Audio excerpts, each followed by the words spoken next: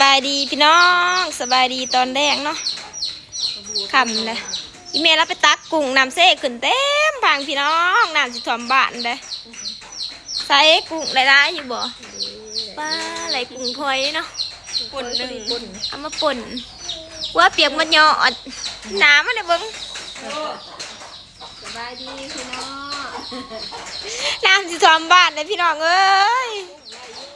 เพื่อนคนอื่นเขาเมียนเครื่องเมียนคล้องบ่ได้ยังแต่เพื่อนจะพันเมียนยังถามมันไรเขาเพื่อนก็น้องจังเมียนไปพี่น้องขอสิพาไปเบิ่งน้ำเซ่กว่าโอ้ยไก่กระหองฝนตกเบิดมือเบิดขึ้นพี่น้องเอ้ยพายุเขาซองมือน้ำถ่วมบ้านเลยเนาะทางบันไดหันไดหลวงบ้านเลยเห็นบ่าวสุพรรณไทยลงเพจเป็นดินโลนเนาะยาสิพาพี่น้องไปเบิ่งน้ำเซ่โดนเนาะว่าสิว่าถ่วมปีนี้สุดท้ายกับถ่วมคือเก่าพี่น้องเอ้ยฝนผ่าอากาศเนาะว่าแต่น้ำฝนตกนะน้ำเซ่ก็ขึ้นเต็มพังโดดแต่เดี๋ยวพาไปเบิ่งน้ำเซ่พี่น้องเอ้ยก็คิดว่ามันสิบกแล้วแห้งขึ้นก่อนเก่าน้ำเซ่สิได้เขาว่าพี่น้องนี่พี่น้องอยู่กับหมอนี่เนาะถ่วมแล้วไล่เขาหรือว่าทางนะป้าพี่น้องดวงบ่ได้เนาะนะเบื้องเงินเดี๋ยวมันซีไล่เขาเลยอ่ะสุดท้ายกับถ่วมเลยพี่น้องเว้ยไปเอาผ่ามาเบิ่งมื่อนี้เห็นแดดน้อยหนึ่งพี่น้องคำมาพระตกอีกเนาะป้าดน้ำโคตรแห้งเลยผู้น้องเอ้ยน้ำเซโดนบ้านเช้าตีทุกปีต้องได้ถ่วมเนาะพี่น้องแต่ย่ามพ้นเดือน8เดือน9นี่พ้นตกนักลิ้นแค่2 มื้อนึงพี่น้องถ่วมพายุเขาเนาะป้าดน้ำมันไหลอยู่นี่แห้งๆพี่น้องผู้บรรยากาศยามแดง3-4 โมงเนาะฝนตกกำลังเศร้าป้าพี่น้องเลยเป็นตะยานดีเลยน้ำแห้งเนาะอยู่นี่แล้วสีผ้าพี่น้องไปเบิ่งอยู่บันใต้อีกไปเบิ่งน้ำท่วม น้ำมันไหลเขาว่านในเบื้องนั้นบันใต้ทางน้ำแกงกะสีหอดเทือนเผาซุกเลยพี่น้องน้ำแกงกันดีเนาะไปเดี๋ยวเขาพาไปเบิ่งน้ำ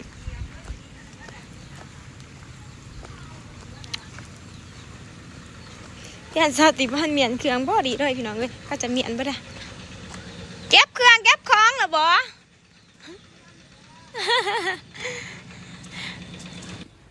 ฟืดพี่น้องอยู่นี่น้ำไหลเขาเลยเบื้องเพื่อนน้องแกซ้อน ไหลเขาแล้วเมียนเครื่องเหรอบ่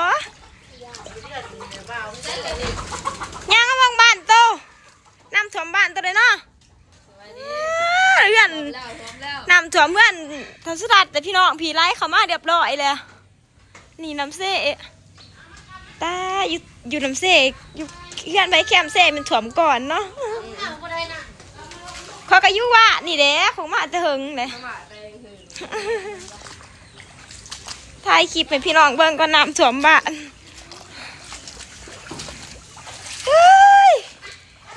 มักซันเน่ซันเน่มันเด่นน้ำพี่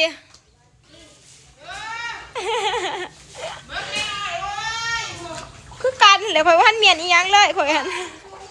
ป้าพี่น้องมันหมอดูเจ้าเก๋น้ำเซ่แล้วนี่พี่น้องลำนี้ไล่เขามานี่มันอยู่เพื่อนแคมเซ่เนาะเพื่อนแคมเซ่มันสิไล่เขาก่อนมันสิพาพี่น้องย่างไปเบิ่งบันไตก่อนพี่น้องสิพาเบิ่งน้ำอยู่หน้าข่อยอีฟอจะเอาเฟืองไปให้งัวบ่จะเอาขึ้นลงมั่งงัวเจ้ามืออื่นตายไม่ใช่ผสมมือแดงหรือว่าสันแล้วพี่น้องมาเบิ่งน้ำอยู่หน้าเขาก่อนป้าพี่น้องมาไว้ขนาดน้ำอันนี้น้ำแกง ทำกระเทียงหน้าเฮาเลยผู้ทางนี้กับน้ำแกงเนาะทางนั้นกับน้ำเซ่ดวงสิกันพี่น้องเอ้ยจะสิเมียนอันใดก่อนบาดนี้เปิดเครื่องของอยู่ให้อยู่หน้าผู้เป็ดก็รออยู่สองนะพี่น้องยามจะสิเดะยามพ้นยามฝ่าพ้นตกน้ำท่วมพายุเขาแค่ซองเหมือนได้นี่ป้าไปเบิ่งน้ำเซ่ก่อนพี่พองัวเอาไว้เฮือนเอาไว้นี่ก่อนเนาะเพราะว่ามันเอาขึ้นลงมาไหลพี่น้องเพื่อไปแล้วขึ้นลงงัวไปเดี๋ยวเอามาอันนี้ก่อนไปเบิ่งน้ำเบื้องนี่ก่อนอ๋อแซมเพื่อนนะบ่เบื้องนี่ไปเอาสิฟ้ามาเบิ่งนี่แหละพี่น้องปล่อยงัวอยู่นี่เบิดเนาะเอาขึ้นมองสูงมันได้พัดเอาแล้ว ไหนสัตว์เขาใส่ อันนี้ ทอมบ้านนะเด้ เขามองพวกเขาคือกัน เห็นบ่พี่น้องเศร้าตกมื้อแรกนี่คือสิบ่ถ่วมกันตกเลยคือสิถ่วมยาวเลยพี่น้องเอ้ยมาสุกมายังได้ผมมาเบิ่งคลิป มาถ่ายคลิป วัดกระเดิมนี่เนาะ บ่อันนี้น้ำแกงพี่น้องน้ำป่าเนาะน้ำฝนน้ำป่าเนี่ยกันน้ำเซ่มันดวงสิกันเด้ถ่วมแล้ววันนี้ กูว่าในเมียนเครื่องพอดีเลยเมียนนะบอนี่เด้พี่น้องน้ำมันไหลสอดเด้เนาะ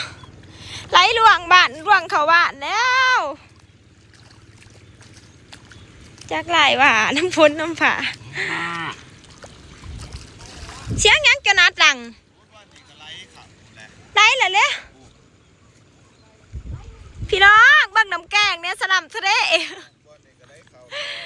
ทางนี้เนาะมันหลัดกันนะแล้วพอเลยไปเซ่แล้วพอได้สื่อซ้ำกูแชทมาบอกแล้วหอดเดี๋ยวแล้วปะแม่พี่น้อง พี่น้องเอ้ยมาค้นเครื่องสักคนนี่เด้อ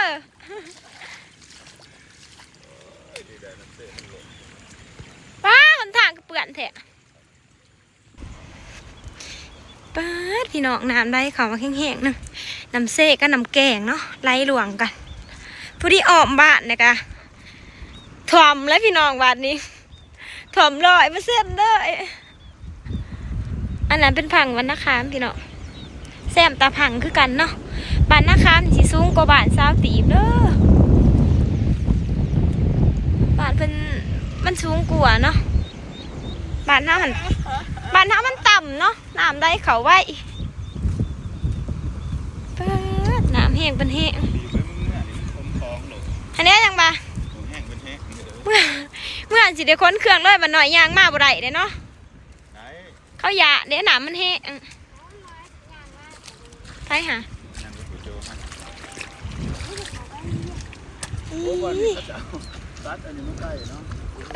แล้วหยาดเขาแล้วมุนเด้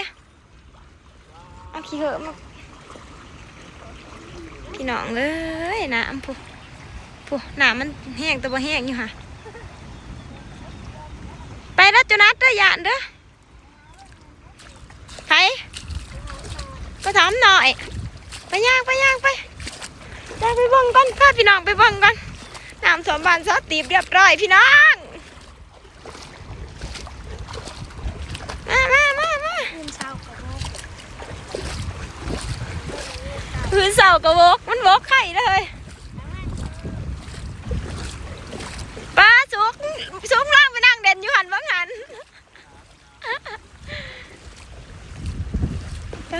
พี่น้องลมแห้งอยู่นี่เป็นหม่อง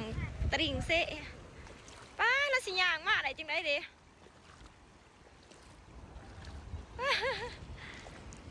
มีคนสิย่างมาทุกคนตอนนี้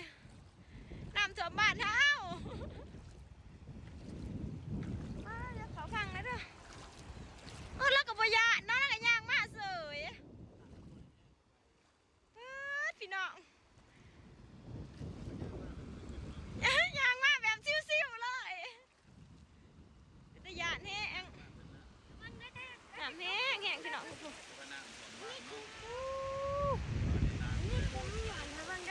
ไล่เขาแห้งขนาดคืออย่างแบบซิวๆแท้แล้วก็อย่างแบบซิวแต่ซุกใช้คุ้มอยู่ใช้โจใช้คือบ่มีสะ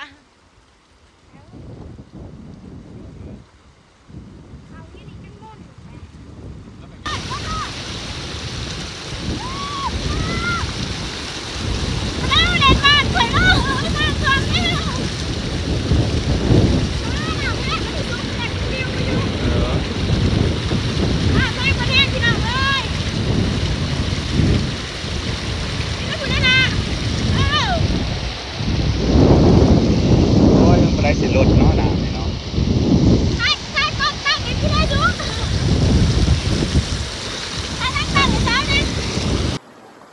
พี่น้องน้ำเสบานเพิ่นถ่วมนะฉะนั้นเขากล้อง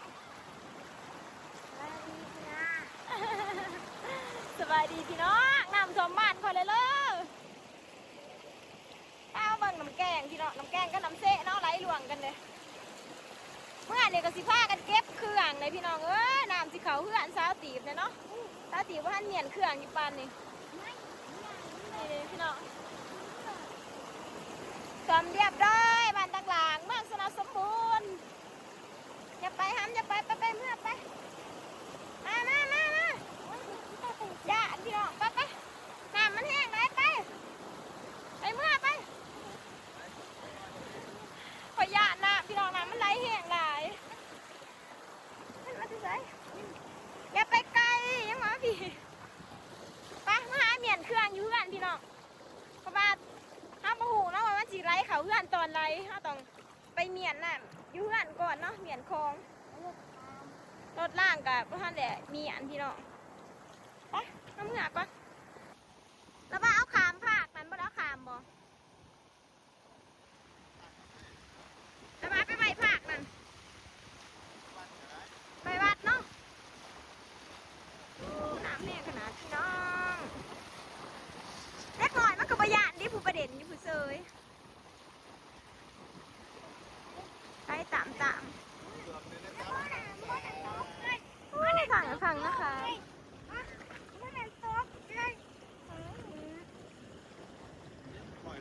ไปเมื่อเราแห้งคือเก่าเลยเมื่อตอนพี่น้องมาหาเหมียนคลองเหมียนสิ่งกันเนาะคิดว่าปีนี้สิบ่ถ่วมได้พี่น้องเพราะว่าพ้นหน่อยแห้งเนาะก็บ่หน่อยแต่มันมาเป็นส่วนแต่ว่ามันตกแค่หมู่ว่านี่ได้พี่น้องเบิดมือกับมือนี่ถ่วมซาตีคิดว่าสิบ่ถ่วมเนาะเพราะว่าพ้นกะบ่ได้ดิ้นรนนะเนาะสุดเนาะพ้นดิ้นแค่2 มือเนาะก็ได้บ่คิดว่ามันสิถ่วมพี่น้องเพิ่มแป๊บเดียวน้ำจักมาจะใส่โอ้ห่านก็กว้างอยู่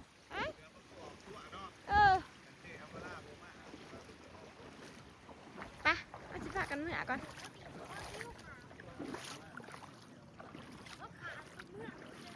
โอ้ขาเมื่อบ่พี่น้องบ้านสติเพิ่นสิเอาคนแบบสิ่งของมีค่านะแบบรถจักรรถไทยเนาะเพิ่นสิเอาขามไปไหวพังนั่นแบบว่าผู้ไร้บ่มีหมองใบก็จำเป็นได้พี่น้องไปไหวนอกทางเนาะไปสำหรับเพื่อนสาวตีมน่ะสิเอาขึ้นไปไหวกุฏิบัตรซะยานบางทีมันกระถ่วมบ่สูงนะพี่น้องขั้นถ่วมสูงก็จะเป็นต้องได้ใส่เสื้อแขนเอาเนาะไปเปิดพี่น้องขึ้นไหวขนาดหัวเทือนขั้วระเบาซุกเลยยันได้เท้าถ่วมเลยบางอันเก็บเมียนบ้านหรอบ่ไปใจเดี๋ยวฝนในย่างนั่นอยู่ยังมาเรื่อยๆนะฝนปื๊ดพี่น้องเลยเปิดเมื่อยน้ำผงน้ำป๊าดมันมาอีกแล้วทุกปี มาจะรออยู่นี่โดดเนาะมาไว้ดีอะโหลพี่น้องเอ้ยถ่วมกระท่อมแล้วกระท่อมกลางหน้าถ่วมแล้วน้ำเสกับน้ำ อันนั้นน้ำแกงหลัดกัน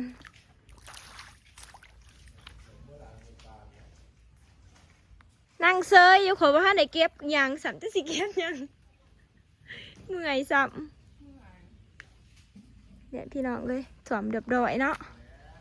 เหนื่อยเมียนแต่เครื่องปีใดก็ดีไก่สิเขากระล่างบ้านเบาซุกแหละ